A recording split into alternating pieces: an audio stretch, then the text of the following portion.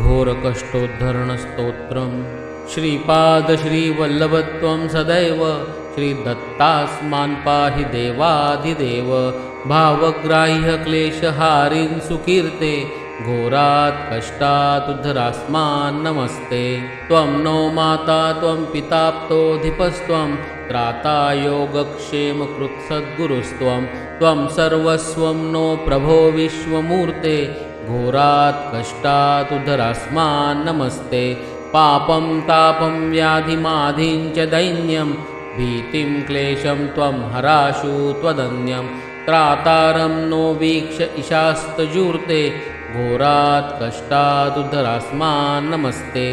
नान्यस्त्राता नापि दाता न भर्ता त्वतो देवत्वं शरण्योकहर्ता पूर्वात्रेयानुग्रहं पूर्णराते घोरात् कष्टात् उद्धरास्मान् नमस्ते। धर्मे प्रीतिं सन्मतिं देवभक्तिं सत्संगाप्तिं देहि भुक्तिं च मुक्तिं भावासक्तिं चाखिलानन्दमूर्ते घोरात् कष्टात् उद्धरास्मान् नमस्ते। श्रीपादश्रीवल्लभत्वं सदैव श्रीदत्तास्मान् पाहि देवाधिदेव भावग्राह्य क्लेशहारिन् सुकीर्ते घोरात् कष्टात् उद्धरास्मान् नमस्ते। त्वं नो माता त्वं पिताप्तोऽधिपस्त्वं त्राता योगक्षेमकृत्सद्गुरुस्त्वं त्वं सर्वस्वं नो प्रभो विश्वमूर्ते घोरात् कष्टात् उद्धरास्मान् नमस्ते। पापं तापं व्याधिमाधिं च दैन्यं भीतिं क्लेशं त्वं हराशु त्वदन्यं त्रातारं नो वीक्ष्य ईशास्तजूर्ते घोरात् कष्टात् उद्धरास्मान् नमस्ते। नान्यस्त्राता नापि दाता न भर्ता त्वतो देवत्वं शरण्योकहर्ता पूर्वात्रेयानुग्रहं पूर्णराते घोरात् कष्टात् उद्धरास्मान् नमस्ते। धर्मे प्रीतिं सन्मतिं देवभक्तिं सत्संगाप्तिं देहि भुक्तिं च मुक्तिं भावासक्तिं चाखिलानन्दमूर्ते घोरात् कष्टात् उद्धरास्मान् नमस्ते। श्रीपादश्रीवल्लभत्वं सदैव श्रीदत्तास्मान् पाहि देवाधिदेव भावग्राह्य क्लेशहारिन् सुकीर्ते घोरात् कष्टात् उद्धरास्मान् नमस्ते। त्वं नो माता त्वं पिताप्तोऽधिपस्त्वं त्राता योगक्षेमकृत्सद्गुरुस्त्वं त्वं सर्वस्वं नो प्रभो विश्वमूर्ते घोरात् कष्टात् उद्धरास्मान् नमस्ते। पापं तापं व्याधिमाधिं च दैन्यं भीतिं क्लेशं त्वं हराशु त्वदन्यं त्रातारं नो वीक्ष्य ईशास्तजूर्ते घोरात् कष्टात् उद्धरास्मान् नमस्ते। नान्यस्त्राता नापि दाता न भर्ता त्वतो देवत्वं शरण्योकहर्ता पूर्वात्रेयानुग्रहं पूर्णराते घोरात् कष्टात् उद्धरास्मान् नमस्ते। धर्मे प्रीतिं सन्मतिं देवभक्तिं सत्संगाप्तिं देहि भुक्तिं च मुक्तिं भावासक्तिं चाखिलानन्दमूर्ते घोरात् कष्टात् उद्धरास्मान् नमस्ते। श्रीपादश्रीवल्लभत्वं सदैव श्रीदत्तास्मान् पाहि देवाधिदेव भावग्राह्य क्लेशहारिन् सुकीर्ते घोरात् कष्टात् उद्धरास्मान् नमस्ते। त्वं नो माता त्वं पिताप्तोऽधिपस्त्वं त्राता योगक्षेमकृत्सद्गुरुस्त्वं त्वं सर्वस्वं नो प्रभो विश्वमूर्ते घोरात् कष्टात् उद्धरास्मान् नमस्ते। पापं तापं व्याधिमाधिं च दैन्यं भीतिं क्लेशं त्वं हराशु त्वदन्यं त्रातारं नो वीक्ष्य ईशास्तजूर्ते घोरात् कष्टात् उद्धरास्मान् नमस्ते। नान्यस्त्राता नापि दाता न भर्ता त्वतो देवत्वं शरण्योकहर्ता पूर्वात्रेयानुग्रहं पूर्णराते घोरात् कष्टात् उद्धरास्मान् नमस्ते। धर्मे प्रीतिं सन्मतिं देवभक्तिं सत्संगाप्तिं देहि भुक्तिं च मुक्तिं भावासक्तिं चाखिलानन्दमूर्ते घोरात् कष्टात् उद्धरास्मान् नमस्ते। श्रीपाद श्रीवल्लभत्वं सदैव श्रीदत्तास्मान् पाहि देवाधिदेव भावग्राह्य क्लेशहारिन् सुकीर्ते घोरात् कष्टात् उद्धरास्मान् नमस्ते। त्वं नो माता त्वं पिताप्तोऽधिपस्त्वं त्राता योगक्षेमकृत्सद्गुरुस्त्वं त्वं सर्वस्वं नो प्रभो विश्वमूर्ते घोरात् कष्टात् उद्धरास्मान् नमस्ते। पापं तापं व्याधिमाधिं च दैन्यं भीतिं क्लेशं त्वं हराशु त्वदन्यं त्रातारं नो वीक्ष्य ईशास्तजूर्ते घोरात् कष्टात् उद्धरास्मान् नमस्ते। नान्यस्त्राता नापि दाता न भर्ता त्वतो देवत्वं शरण्यो कहर्ता कुर्वात्रेयानुग्रहं पूर्णराते घोरात् कष्टात् उद्धरास्मान् नमस्ते।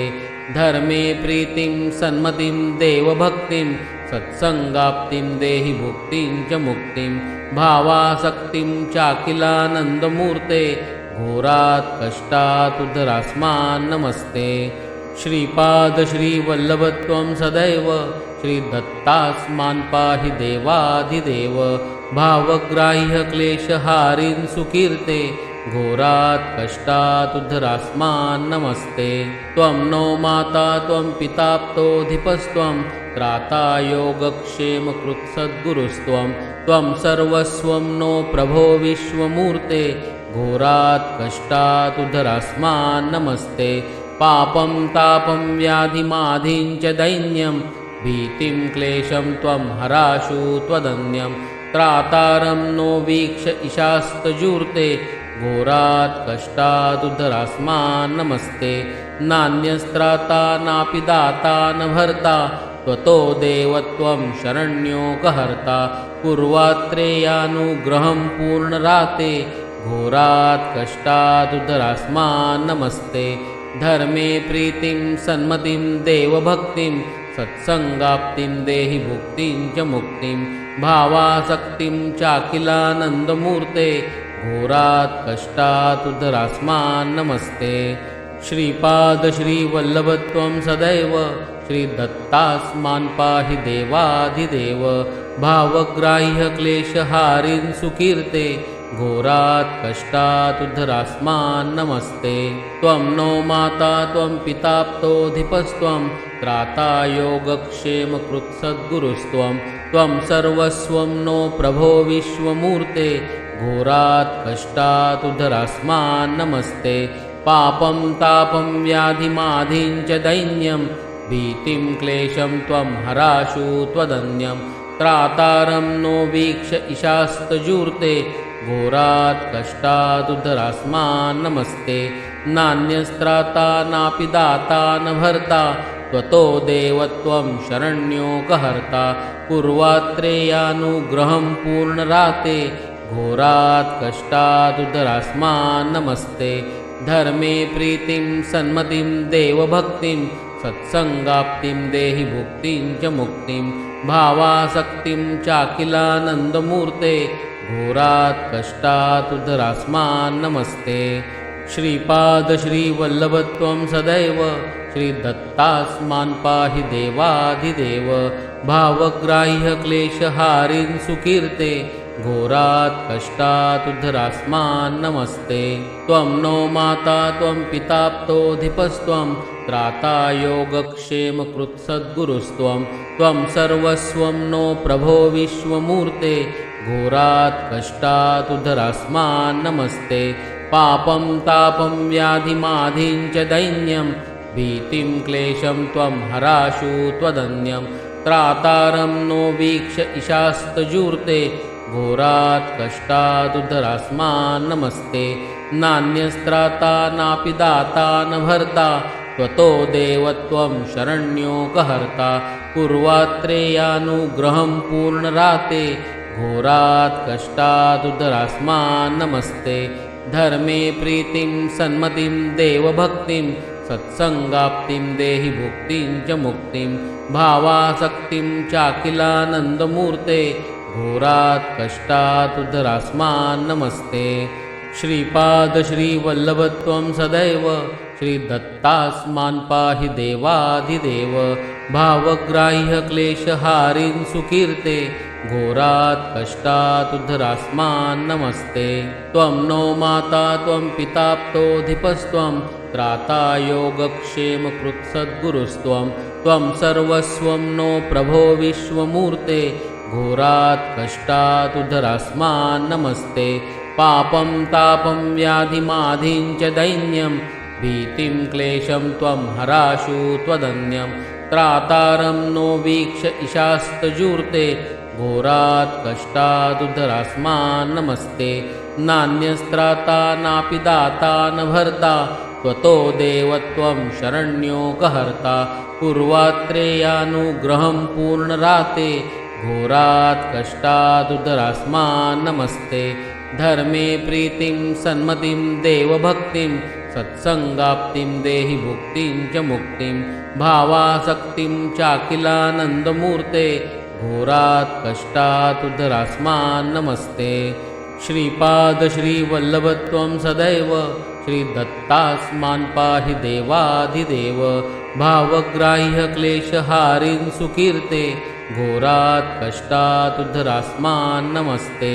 त्वं नो माता त्वं पिताप्तोऽधिपस्त्वं त्राता योगक्षेमकृत्सद्गुरुस्त्वं त्वं सर्वस्वं नो प्रभो विश्वमूर्ते घोरात् कष्टात् उद्धरास्मान् नमस्ते।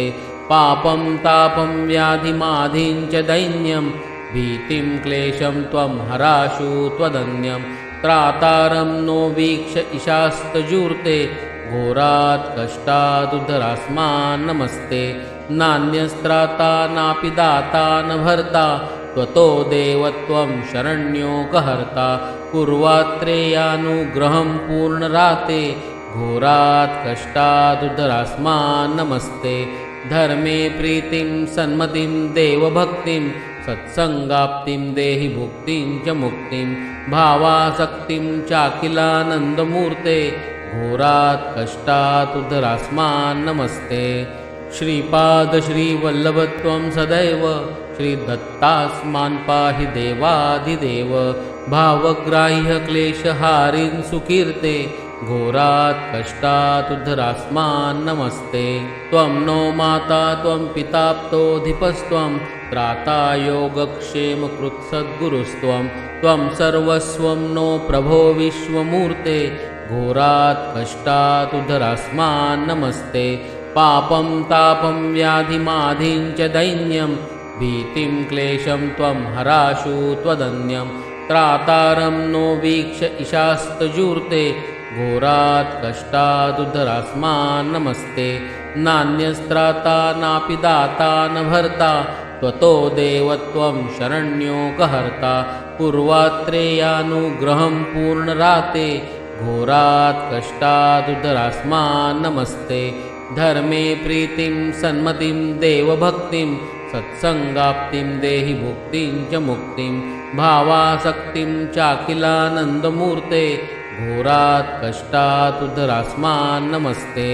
श्लोकपञ्चकमेतद्यो लोकमङ्गलवर्धनं प्रपठेन्नियतो भक्त्या स श्रीदत्तप्रियो भवेत् इति श्रीमद्वासुदेवानन्दसरस्वतीस्वामी विरचितं घोरकष्टोद्धरणस्तोत्रं सम्पूर्णं। श्रीपादराजं शरणं प्रपद्ये।